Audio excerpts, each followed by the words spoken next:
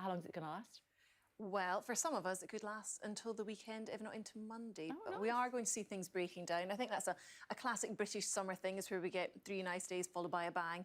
And we are looking at a thundery breakdown towards, well, really starting from later today, from the west, parts of Ireland, Northern Ireland will start seeing the odd thundery downpour.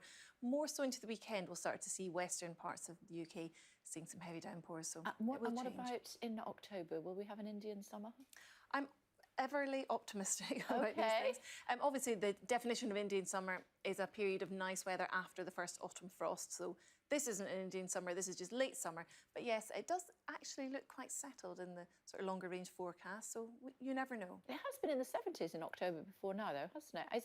Are we putting this down to climate change or not? There will be attribution studies on this once we see what temperatures we get. But in terms of seeing 30 degrees in September, it's quite unusual. It used to be a 1 in 7 year event. Now it's happening more frequently in more recent decades. In terms of getting 31 or 32, that's only happened a handful of times in this century. And we're looking at potentially getting 32, 33, which will be the warmest we've had this year. The hot air's coming up from North Africa, bringing with it Saharan dust as well, incidentally. So that's what happened on Sunday. Over the next few days, if we click on there, you can see that heat building as it spreads further north across the UK, and the temperatures soaring by day and by night. We'll see some great sunsets, which is a great thing about the Saharan dust, but pollution levels will start to rise as well. In terms of 32 or 33, that's really quite rare in September. I don't think we'll see record-breaking heat. That's about 35.6, but we could see some tropical nights, and they're quite uncomfortable for sleeping. That's where temperatures stay above 20 degrees all night.